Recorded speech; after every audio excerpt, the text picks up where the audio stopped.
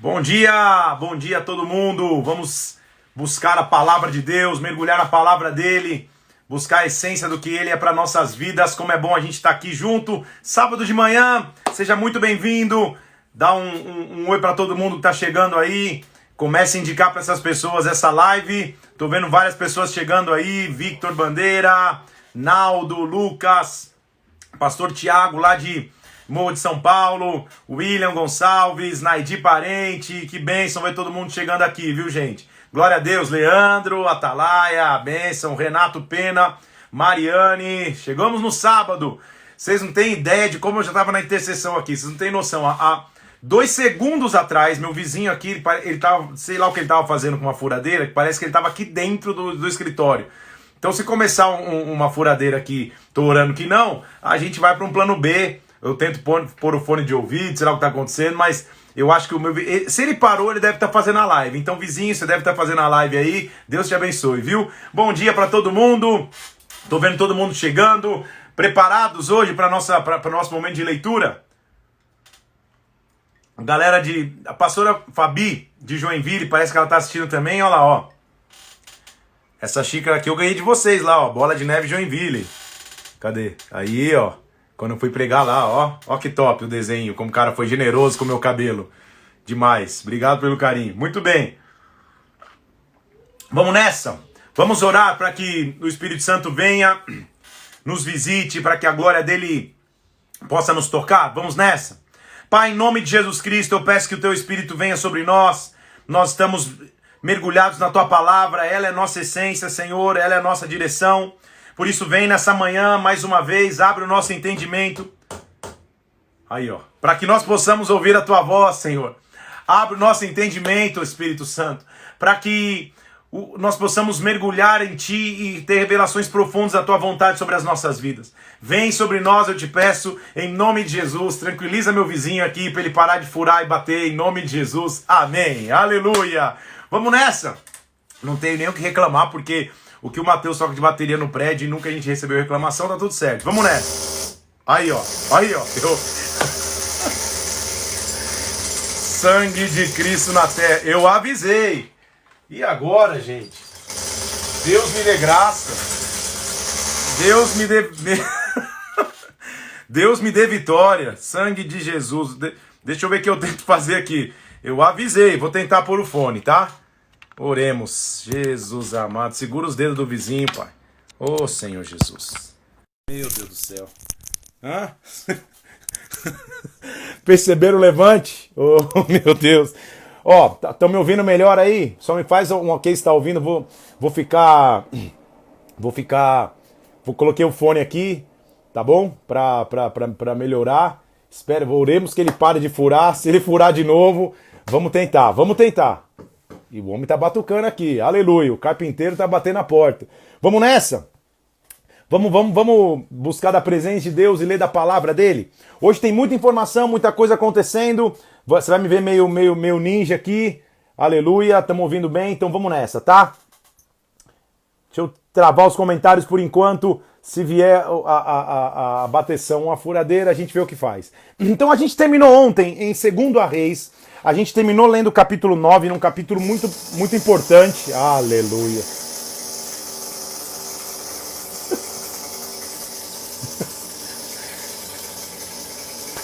Sensacional, hein? Sensacional. Dá pra me ouvir com o fone mesmo com a furadeira? Acho que não dá, né? Meu Deus do céu. E agora? Olha lá. Sensacional, vizinho. O que eu faço, gente? Vamos orar, porque o cara tá furando. Não atrapalha? Se não atrapalhar, eu vou na guerra aqui e vamos embora. Então tá.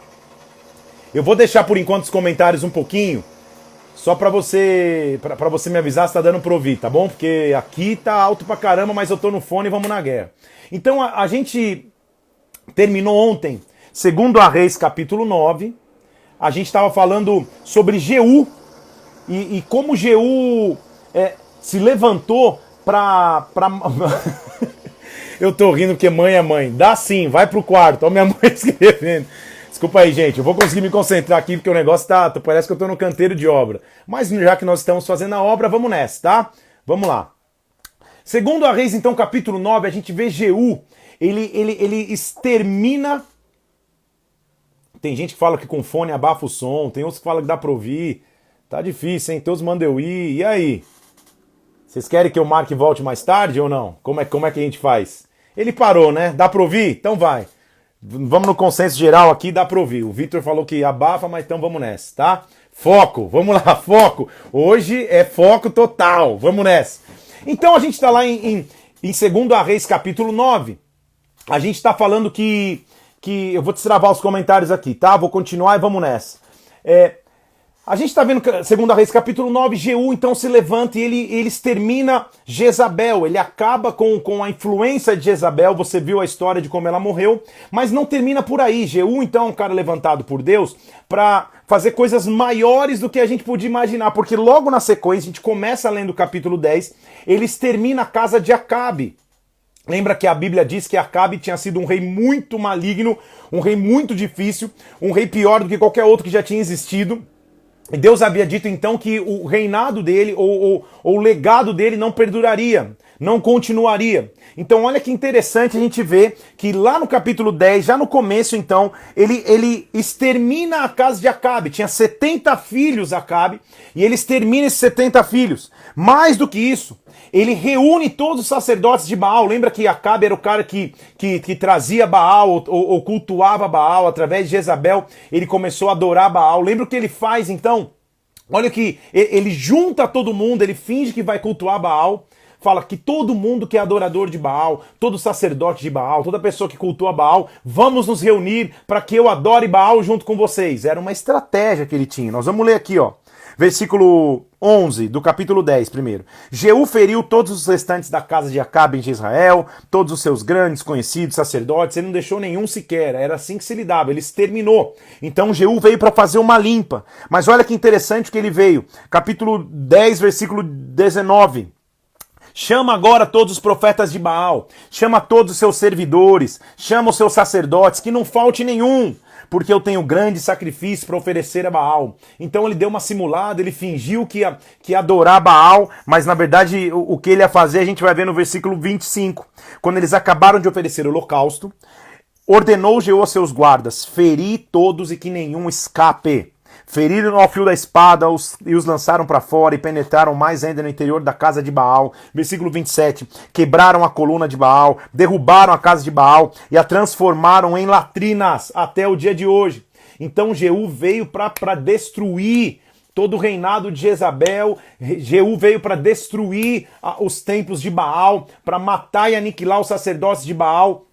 A figura de Jeú é uma figura importante, porque o versículo 28 diz: assim Jeú exterminou Israel a Baal.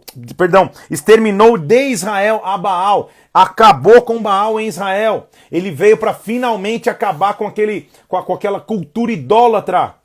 E infelizmente a gente vai ver que não dura tanto, porque lembra que o grande perigo, o grande problema que a nação vive é que eles não têm mais legado, eles não têm geração em geração. Cada geração vive meio que a sua realidade completamente distante de Deus. O versículo 29 diz que ele, porém, não se apartou dos pecados de Jeroboão. Você vê que vários reis, a Bíblia vai dizer isso.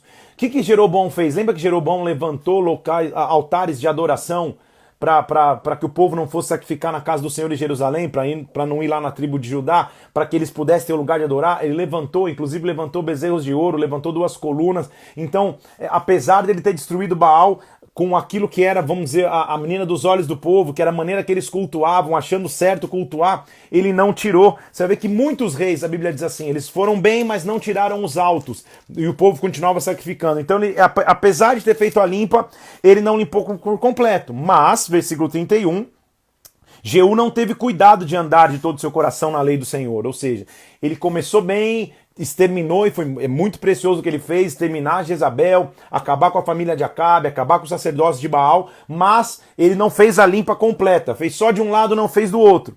Aí a gente vai começar a ver nos próximos capítulos, e aí por isso que você precisa de respirar, de estar tranquilo, para tua mente não pipocar. O que você precisa entender muitos nomes de reis, um rei de Judá, um rei de Israel, e a maneira que o autor do livro de 1º e 2º Reis preferiu escrever, às vezes, não fica tão claro para você a leitura, porque ele menciona o rei que foi e o rei que está chegando, então ele fala, por exemplo, isso é porque ele quer nos contextualizar na sincronia de tempo. Então ele fala assim, no ano 2 de Acasias em Judá, começou a reinar Jeroboão em Israel, um exemplo. Então aí você fala, calma aí, Acasias é Judá em Israel, aí você começa a montar um quebra-cabeça, você deve estar rindo aí, porque se você já leu, essa é a confusão que às vezes acontece. Fique tranquilo, leia. A maioria dos reis que a gente vai ver agora não teve um reinado expressivo, nada muito importante aconteceu. São reinados rápidos, curtos, que num espacinho de texto só fala, ele começou a reinar e dormiu com seus pais, e está escrito no livro dos reis a respeito e tudo mais. Mas, você lembra que Jeú, quando ele chegou, ele não só matou Acabe, como ele matou Acasias, que era o rei de Judá. Então ele matou o rei de Israel e o rei de Judá. A mãe de Acasias, uma mulher muito gente boa, tal de Atalia, quando ela percebe que Acasias tinha morrido, ela usurpa o trono para ela. Aí começa o capítulo 11. Vendo Atalia, mãe de Acasias, que seu filho tinha morrido, levantou-se e destruiu a descendência real. Matou toda a descendência real. Mas eles esconderam um cara, que era o Joás, filho de Acasias. Porque a Atalia queria tomar o reino para ela. Mas então esconderam um menino menor, que era pequeno, e Joiada, que era o sacerdote, por isso que começa a confundir, que são muitos nomes. Joiada, que era o sacerdote, começa a conduzir o rei Joás.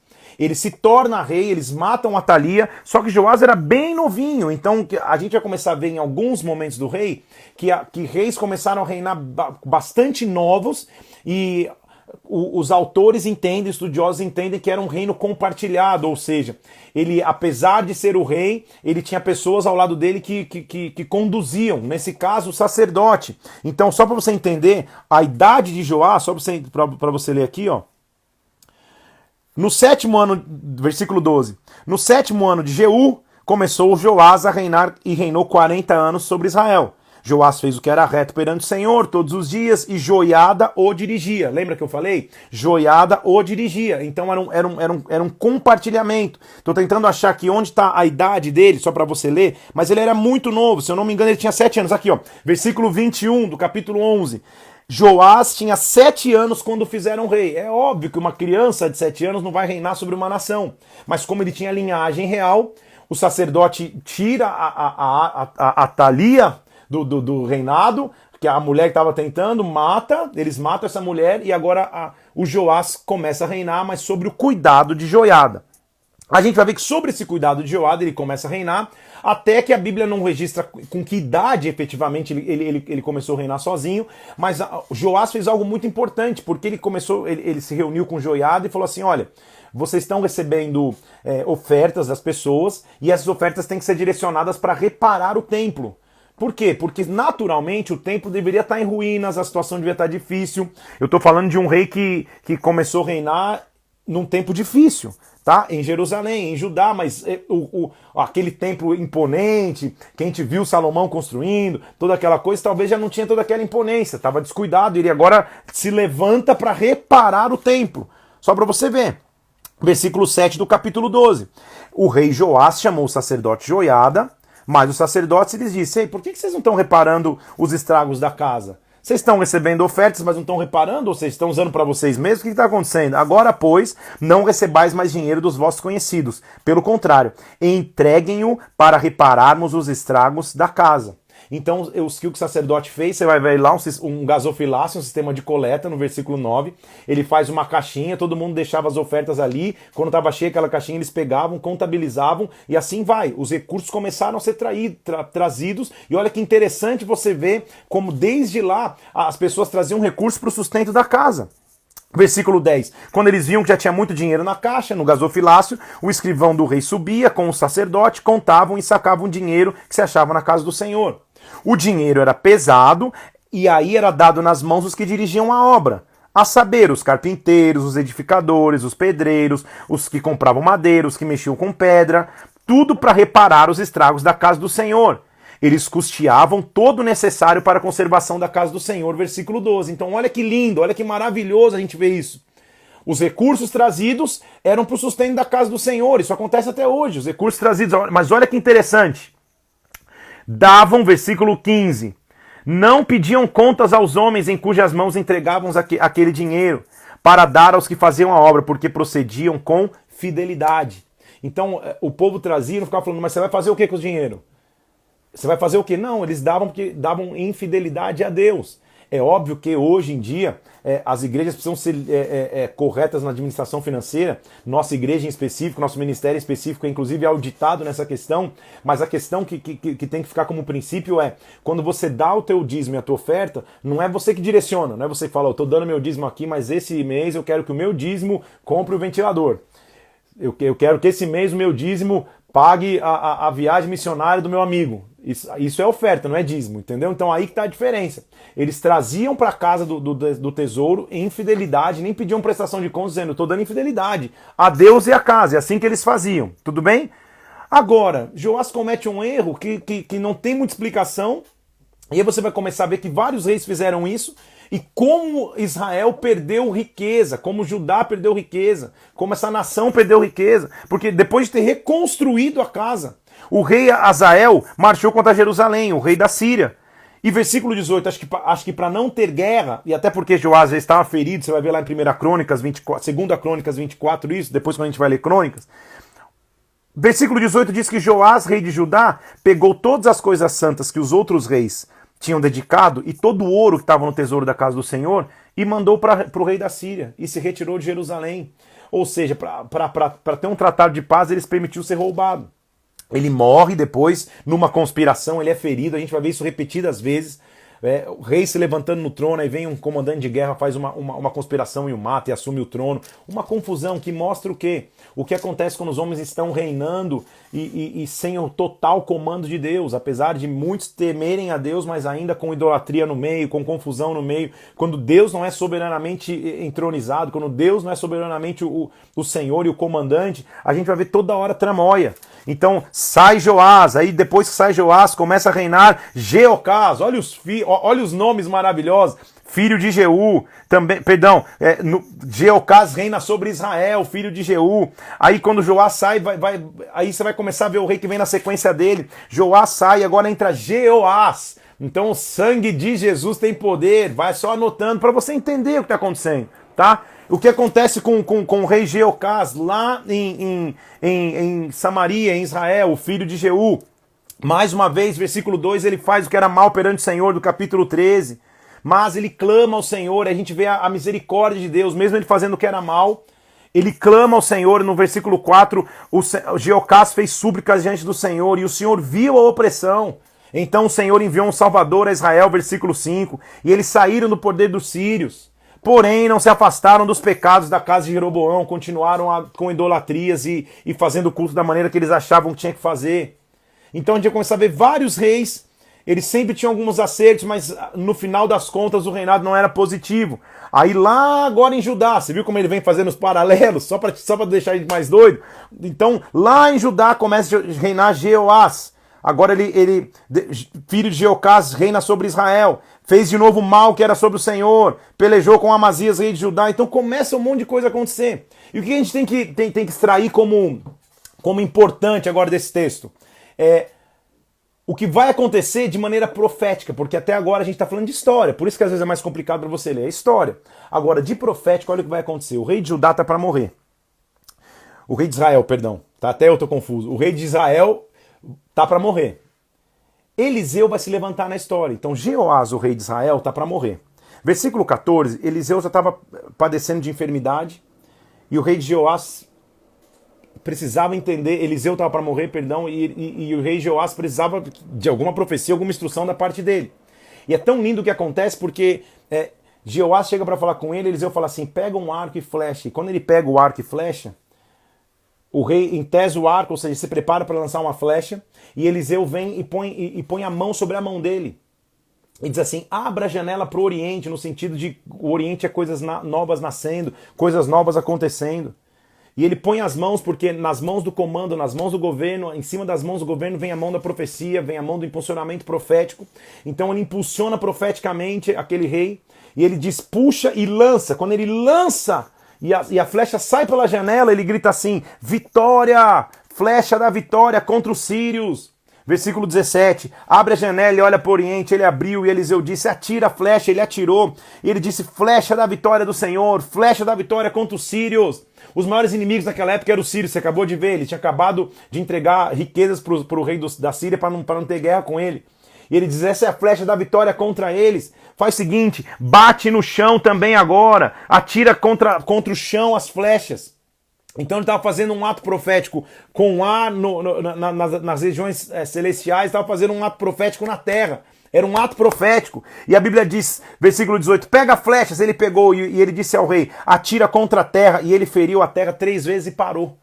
Quando ele fez isso, Eliseu ficou irado, falou, como assim, cara? Você devia ter batido 5, 6 vezes mais, por causa disso você vai ferir só 3 vezes. O que ele está querendo dizer? Vá além do natural. Por que você já perdeu o vigor? Dá 3 batidinhas na terra, já perdeu o vigor? Você podia ter feito 30. As vezes que você fizesse, seria as vezes que Deus ia te dar a vitória. É isso que ele está dizendo. A gente vai ver lá na frente que realmente o rei de Israel ganha dos sírios. Mas ele fere 3 vezes, porque foi exatamente as vezes que ele bateu na terra. Eu vou ler para você aqui. Jeoás está reinando em Israel, Amazias começa a reinar em Judá. E agora é triste, porque pela primeira vez a gente vai ver a guerra entre Judá e Israel acontecendo literalmente.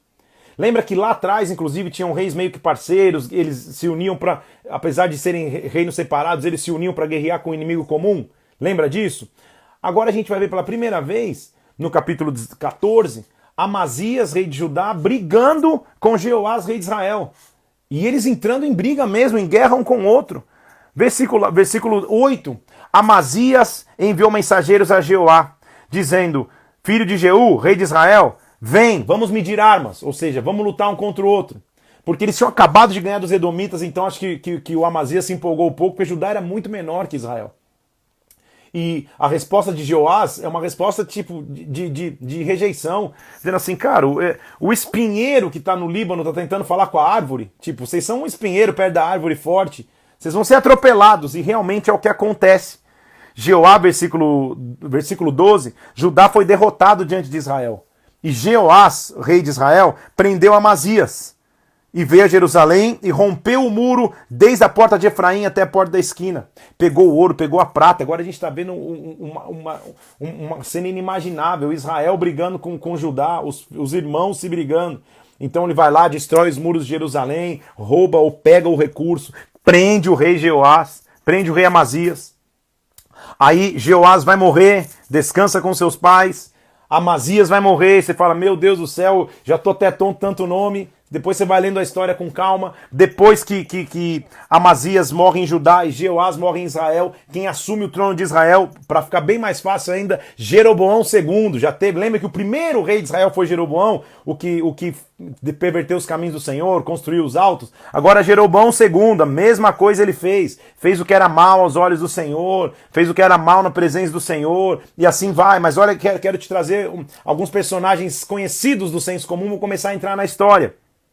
Jeroboão II, versículo 24, fez o que era mal perante o Senhor e jamais se apartou dos pecados de Jeroboão I, seu antecessor. Agora olha que interessante, ele restabeleceu limites de Israel, segundo a entrada de Amate até o mar da planície, segundo a palavra do Senhor, que Deus falara, aí eu vou começar a entrar alguns profetas importantes, através do seu servo, Jonas, filho de Amitai, Jonas, filho de Amitai, o profeta. Esse é o famoso Jonas que a gente vai ler um dia lá. Alguns personagens famosos estão começando a entrar na narrativa, tudo bem? Agora, viu o Senhor a aflição que Israel era muito amarga, não havia nem escravo, nem livre, nem quem socorresse Israel.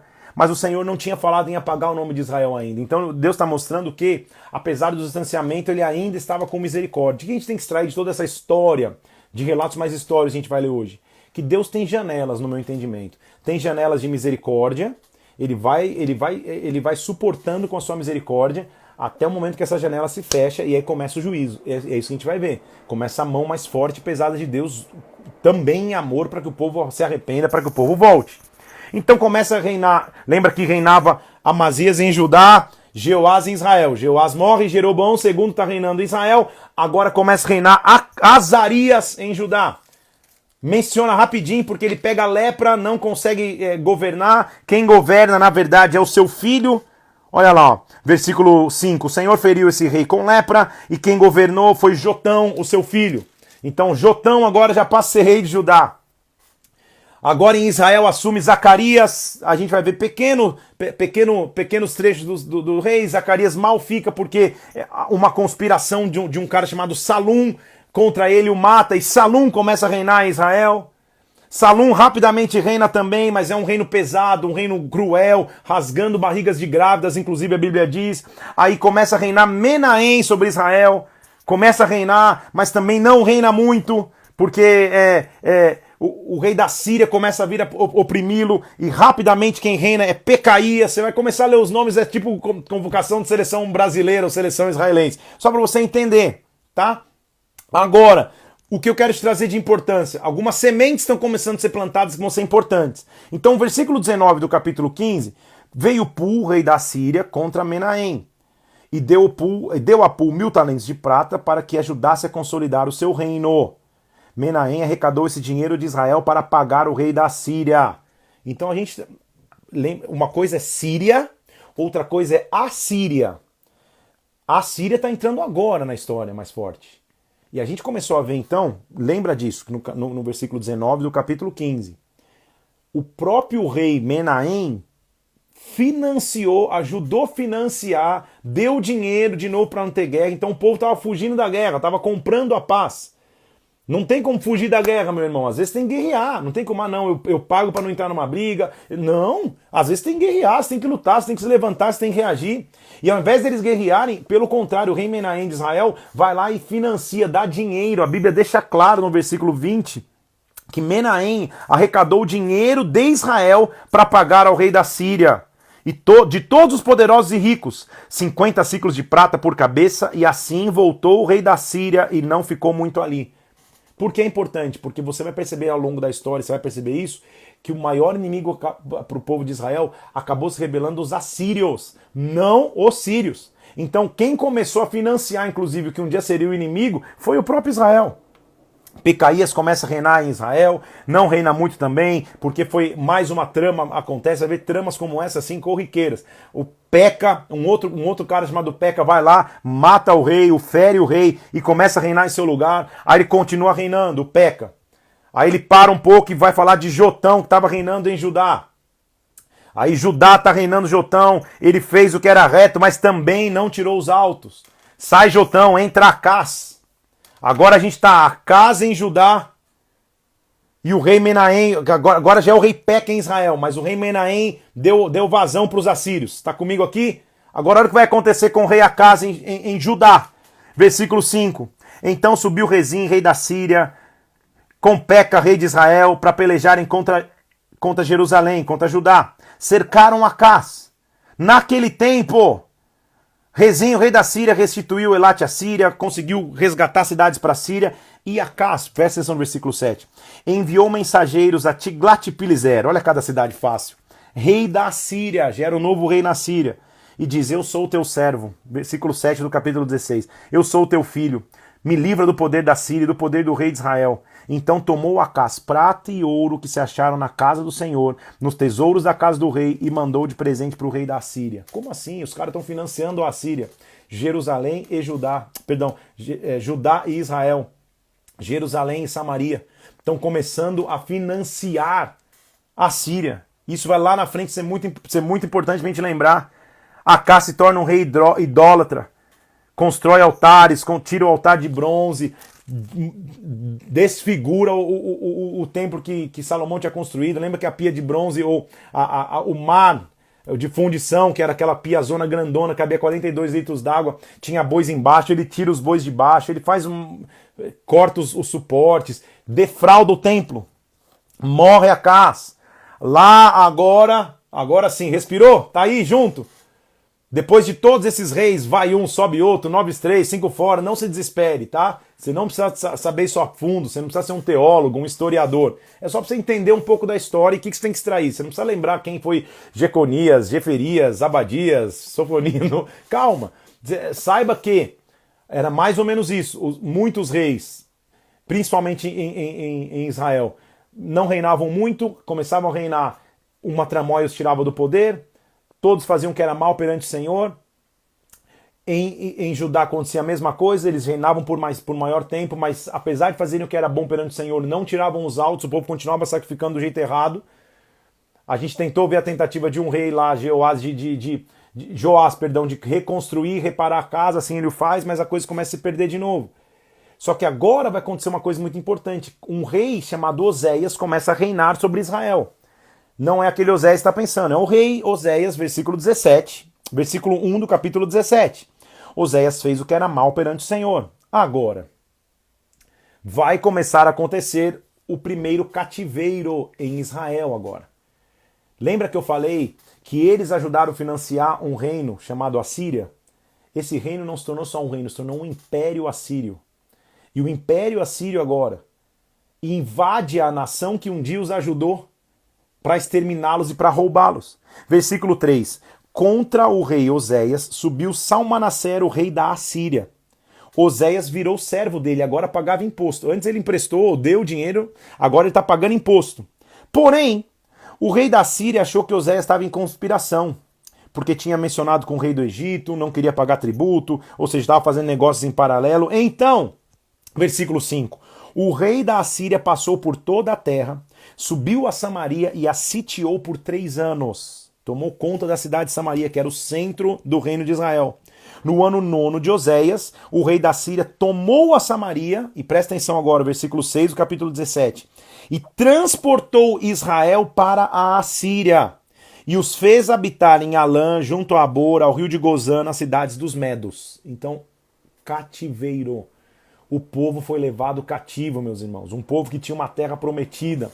Um povo que tinha tudo para viver a herança que o Senhor deu na terra, agora eles estão sendo levados cativos. Estamos registrando, então, o cativeiro em Israel. Judá está separado disso, tá? Judá não está em cativeiro, mas quem está em cativeiro agora vai se iniciar o cativeiro dos assírios, do Império Assírio contra Israel. Eles sitiam Samaria e tiram o povo de lá. Agora, para você não falar, poxa, será que Deus perdeu o controle da história? Não, Deus continua no controle da história.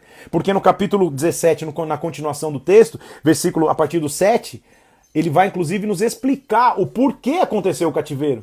Versículo 7 ele diz assim, isso aconteceu porque os filhos de Israel pecaram contra o Senhor, seu Deus, que os fizera subir da terra do Egito, que os fizera vir da mão de Faraó. Eles temeram outros deuses, andaram nos estatutos das nações que o Senhor lançara. Os filhos de Israel fizeram contra o Senhor, o seu Deus não era reto, versículo 9, edificaram para si altos, das cidades atalaias, os vigias, levantaram para si, versículo 10, postes ídolos, levantaram debaixo das árvores frondosas outeiros, queimaram incenso nos altos, serviram, versículo 12, ídolos, dos quais o Senhor tinha dito, não faz isso.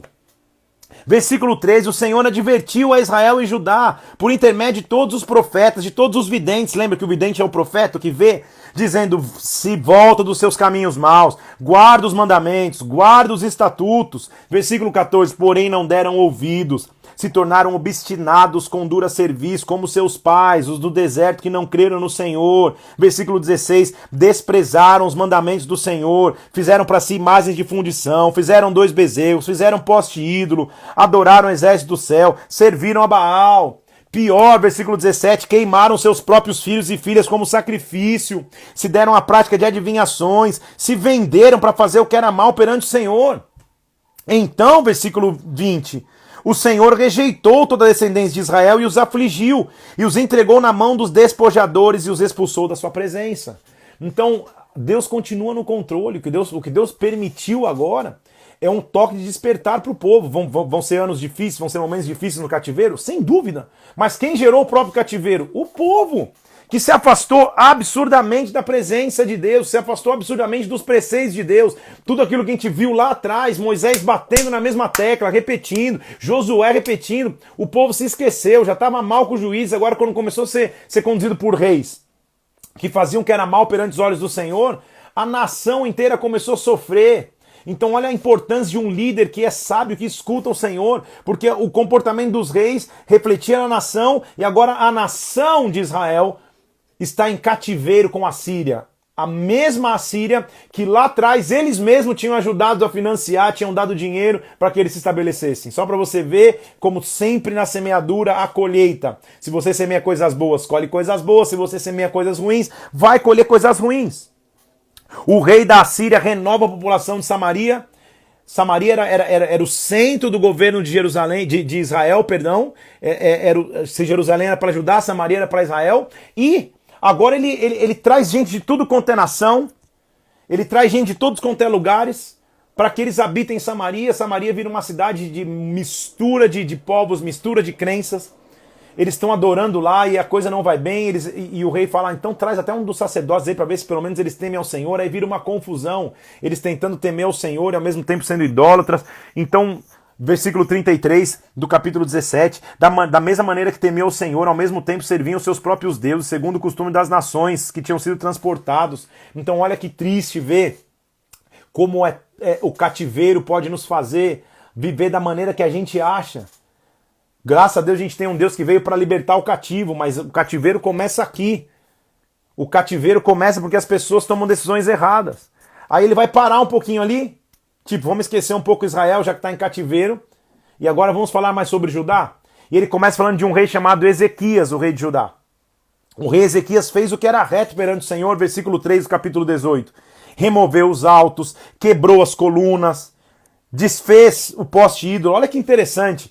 Quebrou, versículo 4, talvez você nem soubesse dessa informação, essa é bom para você usar naqueles quiz de curiosidade bíblica. Ele fez em pedaços a serpente de bronze que Moisés tinha feito, porque até aquele dia os filhos de Israel queimavam incenso diante da serpente. Lembra lá atrás, quando o povo ficou cheio de doenças, e as serpentes vinham morder o povo, eles morriam com veneno, Moisés levantou uma serpente de bronze, tinham guardado essa serpente de bronze, estavam adorando a serpente de bronze, só para você ver a loucura. Ele quebra, despedaça a serpente, versículo 5, confiou no Senhor Deus de Israel e não houve semelhante a ele antes e nem depois, porque ele se apegou ao Senhor e não deixou seus mandamentos. O Senhor foi com ele, onde quer que ele ia, ele tinha bom êxito. Ele se rebelou contra o rei da Síria e não o serviu. Então Israel estava lá em cativeiro, mas Judá, Deus ainda, nós vamos ver ainda, está preservando o povo de Judá do cativeiro. Oséias era rei lá, mas agora cativo. O rei da Síria, versículo 11, tinha transportado Israel para a Síria e Israel estava habitando lá porque eles não tinham escutado a voz do Senhor. Aí, Senecaribe, o novo rei da Síria, invade Judá. Ezequias está ali. Versículo 14, o rei de Judá enviou mensageiros ao rei da Síria e diz assim, ei, retira-te de mim, tudo que você puser a mão eu vou suportar. Então o rei da Síria impôs a Ezequias 300 talentos de prata. A Síria agora começa a ser um opressor. Ezequias deu a ele toda a prata, mais uma vez dando coisas para não entrar em guerra, todo ouro. Ezequias arrancou as portas do templo, das ombreiras de ouro que o rei de Judá tinha coberto e deu ao rei da Síria. Olha o roubo, olha o roubar, matar e destruir, porque eles não tinham mais força para guerrear, eles estavam sendo roubados. E aí começa uma afronta contra Ezequias e ao Senhor. Um tal de Rabsaque diz a Ezequias assim, diz o sumo rei, o rei da Síria, que confiança é essa em que você se estribas? E eles começam a discutir. E aí você vê o reino sendo afrontado. A Síria afrontando, dizendo, vocês não vão vencer. Vocês vão ser rabiscados das minhas mãos. E o engano começa a vir de novo, forçando para que ele se entregue ao cativeiro. Mas aí Ezequias vai buscar o profético. Porque Ezequias está na pressão, dizendo assim, cara, vocês não estão vendo o que aconteceu com alguém maior do que vocês, Jerusalém, Israel? Eu vou destruir Jerusalém, vou destruir vocês. Se entreguem logo. E Ezequias não queria, Ezequias estava pronto. E aí ele vai constar o profético. Aí quem vai surgir na história? Um dos profetas também muito conhecidos, capítulo 19, versículo 1. Então, quando o rei Ezequias ouviu essa ameaça que eles iam ser destruídos também, rasgou as vestes, se cobriu de pano de saco e entrou na casa do Senhor. Ficou na casa do Senhor, buscando a Deus. Então Eliaquim, o mordomo, e Sebna, o escrivão, e os anciãos sacerdotes cobertos de pano de saco, foram ao profeta Isaías, filho de Amós. E disseram, assim diz Ezequias, esse dia é dia de angústia, de disciplina, dia de vergonha. Os filhos de Israel estão chegando a hora de nascer, mas não tem mais força para dar luz. Porventura o Senhor Deus terá ouvido as palavras de Rabsaque, ou seja, e a Síria vai nos destruir? Será que é isso? O Senhor enviou a Síria para nos destruir? Eles foram falar com Isaías. Isaías responde assim, versículo 6, esse é o Isaías mesmo. Não temas por causa das palavras que você ouviste. O rei da Síria blasfemou, mas eu vou meter nele um espírito e ele vai voltar para sua terra. Ou seja, Deus iria preservar.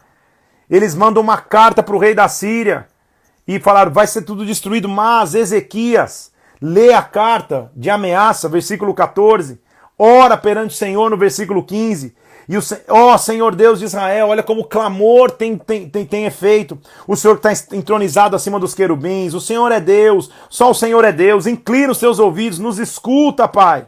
Verdade é, Senhor, que os reis da Síria assolam a terra, eles têm feito tudo isso, Pai, por favor nos ajuda. Então Isaías conforta Ezequias no versículo 20.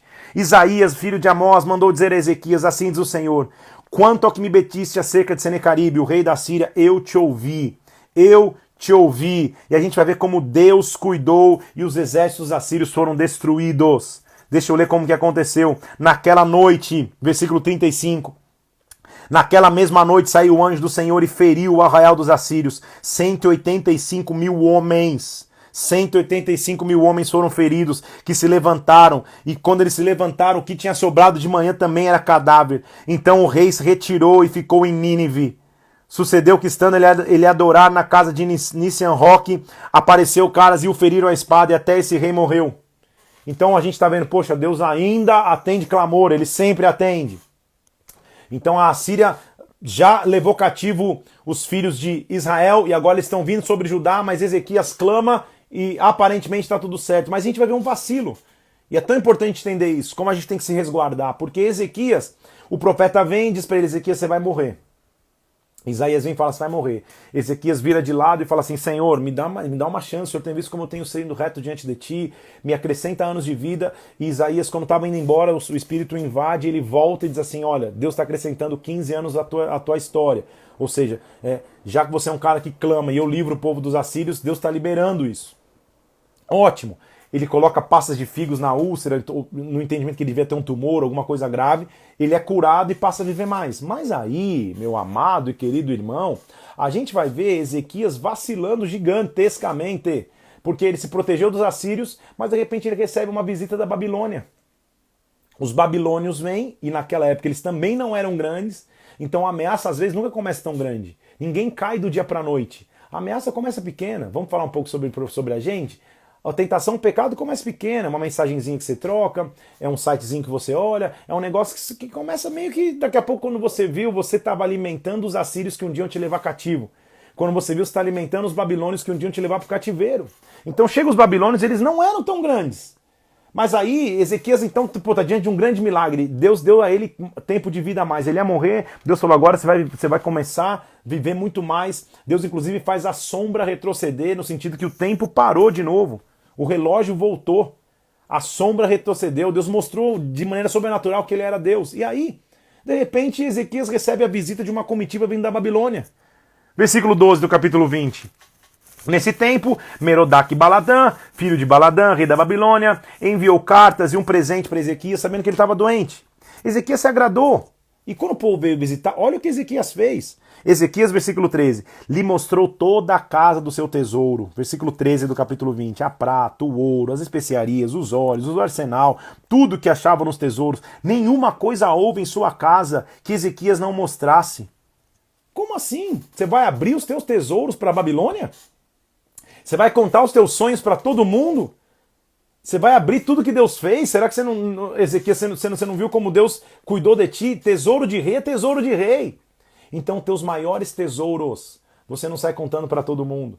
Teus maiores sonhos, você não sai contando para todo mundo. Você não sai postando, Deus me chamou, hashtag vou para as nações. Não sei quando. Pra que você vai ficar fazendo isso? Você guarda esses sonhos em Deus e principalmente do lado dos teus líderes, pessoas que amam você e te acompanham e oram por você, mas você não sai contando a torto e a direito.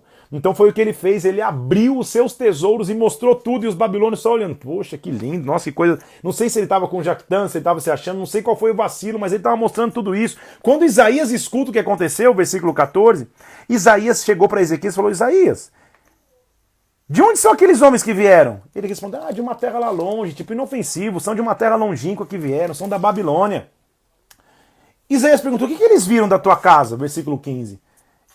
E Ezequias respondeu, eles viram tudo que há na minha casa. Não há coisa nenhuma nos meus tesouros que eu não tenha mostrado. E então Isaías disse para Ezequias, ouve a palavra do Senhor. Eis que virão dias em que tudo que tiver na sua casa, tudo que os teus pais entesouraram será levado para a Babilônia, não ficará coisa alguma, diz o Senhor. pam, pam, você abriu a porta para o inimigo, Ezequias. É isso que ele estava dizendo. Então, quando o inimigo estiver se aproximando, quando a Síria estiver batendo na tua porta, quando a Babilônia estiver batendo na tua porta, quando a Babilônia chegar no teu WhatsApp, quando a Babilônia chegar nos teus comportamentos, nas tuas conversas no trabalho, nas tuas conversas onde você estiver, fecha a porta e não mostra os tesouros. Fecha a porta e não reparte tua riqueza. Deus te deu riqueza, o inimigo vem para roubar essa riqueza. Ezequias abre o tesouro, ele estava tão cego, quando Isaías fala isso, ele fala, não, essa palavra é boa, como se dissesse, pô, então a gente vai ter paz, eles vão pegar nossas riquezas e a gente vai ter paz, porque já tinha virado um sistema de, vocês querem levar minha riqueza? Leve embora a riqueza, não tem problema, leve embora, pelo menos a gente não briga. Eles estavam aceitando o roubo facilmente, muitas vezes na nossa vida a gente começa a aceitar facilmente o roubo. Ezequias morre, agora um rei chamado Manassés começa a reinar em Judá. Ele reina em Judá, mais uma vez, volta a fazer o que era pior, reconstrói os ídolos que tinham sido derrubados, traz de novo a imoralidade sobre a nação de Judá. Sangue de Jesus, meu Deus, Deus tem que ter muita paciência com o seu povo, muita misericórdia, por isso que ele é um Deus de misericórdia. Os caras reconstroem tudo de novo, só que esse Manassés fez o que era pior, nunca um rei tinha feito tanta coisa ruim. Versículo 9, Manassés os fez errar e fizeram pior do que as nações que o Senhor tinha destruído. Então Manassés vem e agora o Senhor diz assim, cara, chegou. Minha janela de misericórdia já tinha fechado com Israel, agora fechou com Judá. Chegou, cara, não dá mais. Não dá mais, não adianta. Agora, versículo 12, eu vou trazer tais males sobre Jerusalém e Judá, do que todos que ouvirem, os ouvidos vão tinir. Eu vou estender sobre Jerusalém o cordel de Samaria, ou seja, o que aconteceu em Samaria vai acontecer em Jerusalém. O prumo da casa de Acabe, eu vou eliminar Jerusalém como quem elimina a sujeira de um prato que elimina e o emborca. Agora o bicho pegou, agora a situação ficou pesada. Mas vamos combinar que a gente está lendo, faz quanto tempo a gente está lendo primeiro e segundo a Reis? Demorou, né? Demorou no bom sentido, né? Deus teve muita longanimidade, mas chegou um tempo que você falou, cara... Um vai lá e abre as riquezas para a Babilônia, o outro vai lá e reconstrói os altares de poste-ídolo e faz pior do que todos já fizeram. Aí não dá mais.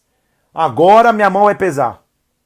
Manassés morre, Amon começa a reinar sobre Judá, um reinado um pouco expressivo, até que Josias, e aí eu vou terminar hoje em Josias aqui, porque é o capítulo 22 e 23, Josias vai entrar... E lembra comigo, eu quero que você lembre uma coisa, sempre que parece que a situação não tem como melhorar, como tá tudo degringolando, como tá terrível, Deus sempre vai deixar um quê de esperança, Deus sempre vai deixar um resquício de esperança. Porque Josias aparece agora como rei em Judá. Havia a maldição e a promessa de maldição de Deus de que eles iriam para o cativeiro, eles iriam ser exterminados como alguém limpa um prato. Só que Josias, antes disso acontecer, aparece no cenário como um indicador de esperança. Porque sabe o que Josias faz? Ele começa a reparar o templo de novo. Lembra que lá atrás Joás tinha feito? Ele começa a reparar e reconstruir o templo de novo. De novo eles começam a fazer a reconstrução com as ofertas das pessoas, eles começam a reconstruir o templo. Mas aí, dá até um arrepio ouvir isso. Porque você vai ter uma prova aqui como o povo estava distante de Deus. Porque nessa arrumação, tipo, vamos arrumar os entulhos, vamos arrumar a casa de novo, vamos reconstruir a casa. Nessa arrumação, Ilquias, a Bíblia diz, olha o nome dos caras, Ilquias, que era o sacerdote do rei, ele encontra o livro da lei. Ou seja, é como se ele encontrasse uma Bíblia, por assim dizer. Ele encontra o livro, lembra o livro da lei? Que tinha que ficar ao lado da arca. Estava tão degringolado, estava tão irreverente o sistema de culto a Deus, que nem o sagrado mais eles estavam cuidando. Ele encontra, tipo, estava escondido em algum lugar, estava perdido em alguma gaveta, estava debaixo de algum pano, ele reencontra o livro da lei. Meu irmão, se você não lê, como que você vai temer a Deus? Se você não lê, como que você vai andar nos mandamentos dele? Nós estamos numa geração de ausência de leitura. Estávamos, porque momentos como esse, 1.200 pessoas aqui, 1.400 pessoas aqui, 6.000 pessoas, 10.000 pessoas que assistem 24 horas, uma live, mostra que ainda tem uma geração de remanescentes que quer a palavra de Deus, que não quer só os conceitos de autoajuda, 1, 2, 3, 4, 5 para ficar milionário, 5, 6, 7, 8 para ser cheio da unção, nada contra isso, mas o meu manual verdadeiro é esse aqui. Então Ilquias vai lá e encontra o livro da lei. Ele começa a ler, e pela primeira vez eles estão lendo a lei. Pensa quantas gerações devem ter passado sem leitura do livro da lei. Então o povo não fazia por maldade pura no coração. Por isso Deus tinha misericórdia. O povo não fazia porque não tinha sido ensinado e porque não lia. O povo realmente perecia porque faltava conhecimento, faltava a essência da verdade que estava no livro da lei. Então Ilquias encontra o livro da lei, versículo 8 do capítulo 22. Disse o sumo sacerdote Ilquias ao escrivão Safá: achei o livro da lei na casa do Senhor. E Ilquias entregou o livro a Safá e este o leu. O escrivão começou a ler e deu para o rei um relatório, fez umas lives lá do livro da lei. Eles começaram a ler. Josias, quando leu isso, versículo 11, quando o rei leu as palavras do livro da lei, rasgou as vestes, sabe, como se dissesse, caramba, a verdade está sendo descortinada diante dos meus olhos, eu estou lendo a lei, olha quanto a gente está distante da lei. Meu Deus, o temor de Deus veio sobre Josias, ele rasga as vestes. Então, o que nos traz verdadeiro arrependimento, meu irmão? O que nos traz verdadeiro alimento, o que nos traz verdadeira alegria, o que nos traz verdadeira paz é a palavra de Deus. Você pode ler os meus livros, que são maravilhosos e lindos, e leia mesmo. Você pode ler todas as apostilas, você pode sentar em todas as cadeiras de universidade, mas o maior manual teológico para a tua vida é esse aqui. Que hoje nós temos acesso em papel, nós temos acesso em tablet, nós temos acesso em computador, nós temos acesso em telefone. Há povos que choram porque não têm acesso a esse livro. Há países e povos remotos que não têm acesso a esse alimento. Nós temos à nossa disposição, na minha escrivaninha, que eu tenho mais de 10, mais de 20 aqui guardadas no armário, mas se elas estiverem fechadas, não há motivo nenhum delas existirem. Então Ilquias vai lá e descobre o livro da lei. Me empolguei e comecei a pregar. E eles começam a ler. Quando o rei lê, ele rasga as vestes. Fala, meu Deus, como a gente está distante disso. Consulta uma profetisa para entender o que a gente vai fazer. E quando eles consultam a profetisa, eles começam agora a se colocar no prumo do que a palavra mandava. Então, eles leem, a profetisa conversa com eles, e capítulo 23, versículo 1, ele faz uma aliança com o Senhor. Então o rei deu ordem, versículo 1 do capítulo 23, que é o nosso último de hoje, deu ordem a todos os anciãos de Judá e Jerusalém e se ajuntaram a ele. Então ele reuniu Judá, Jerusalém, todos os anciãos, e o rei subiu à casa do Senhor, junto com os moradores de Judá, os moradores de Jerusalém, os profetas, todo o povo, desde o menor até maior. Olha que lindo isso, de verdade emociona. E o rei leu diante dele as palavras do livro da aliança. Olha o povo como tanto. É mais ou menos, senta todo mundo, gente. Nós estamos completamente longe da verdade. Nós estamos completamente longe daquilo que Deus nos pediu para fazer. Nossos irmãos já estão em cativeiro. Não foi por acaso que eles acharam o livro da lei. Não é por acaso, inclusive, que você está fazendo essas lives. Você está buscando a palavra. Tua vida vai ser transformada, porque o livro, a palavra de Deus nos transforma. Pensa na cena, toda Israel sentado, os anciãos, os sacerdotes, os profetas, para todo mundo, vamos ler o livro, vamos voltar para a essência, vamos voltar para a base, vamos parar de viajar, vamos voltar para a base. O rei se pôs de pé junto à coluna, fez aliança com o Senhor. Ele purifica o templo inteiro. Olha que lindo, nós precisamos de homens e mulheres como Josias, que se levantam na luz da palavra para purificar o templo, para purificar a vida.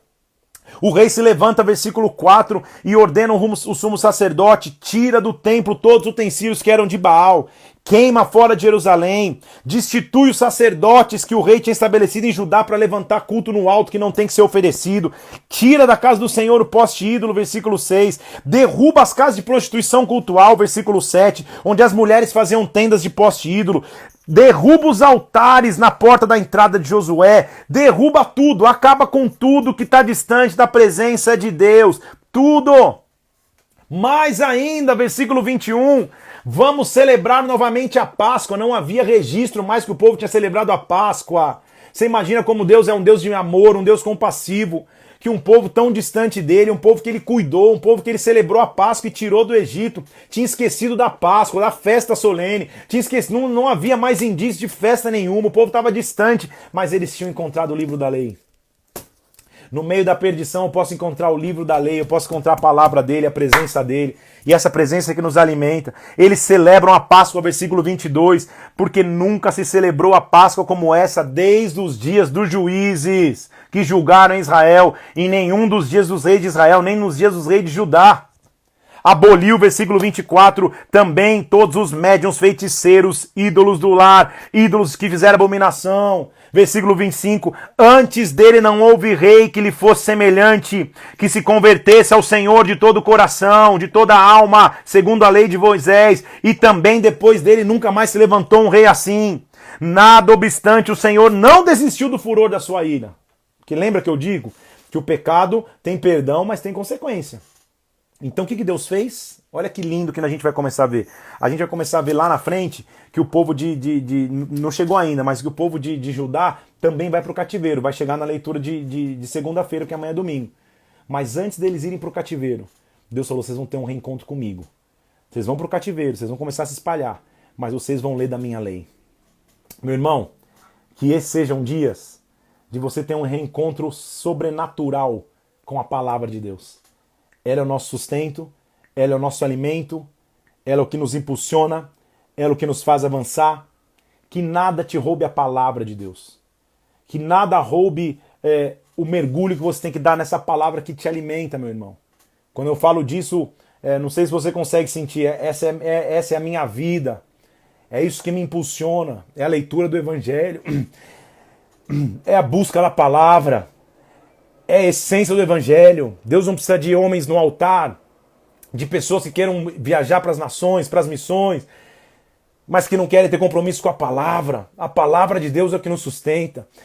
É nessa palavra que eu mergulho desde o dia que eu nasci, e é nessa palavra que eu vou até o último dia da minha vida. Assim você tem que ser apaixonado por essa palavra, apaixonado por essa presença. Desculpa a emoção aí, mas Deus precisa de homens e mulheres que se comportem como um Josias, que falam, Senhor, eu vou encontrar onde a palavra de Deus tinha se perdido, eu vou encontrar onde a palavra de Deus não estava sendo honrada, e eu vou honrar a tua palavra, Pai.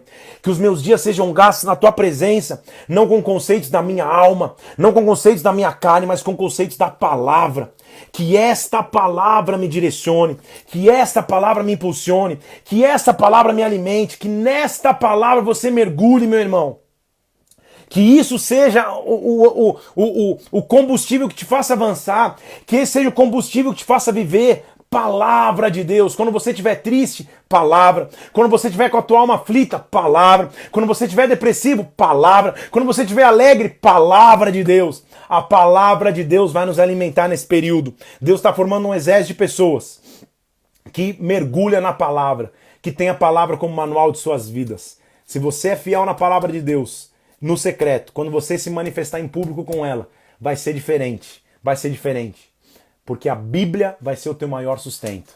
Amém? Que Deus te abençoe. Que dia abençoado. A glória de Deus está sobre nós. Porque a palavra dele é tão rica que a gente está falando de reis, está falando de história. Josias, Jecobias, Jeconias, Jeofás.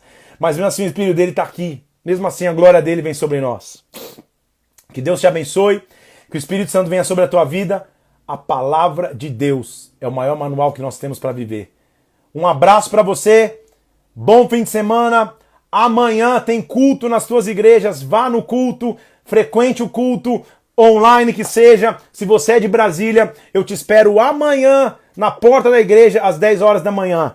Para a gente viver na palavra. Deus te abençoe. Um abraço. Amo vocês, viu? Um abraço em nome de Jesus.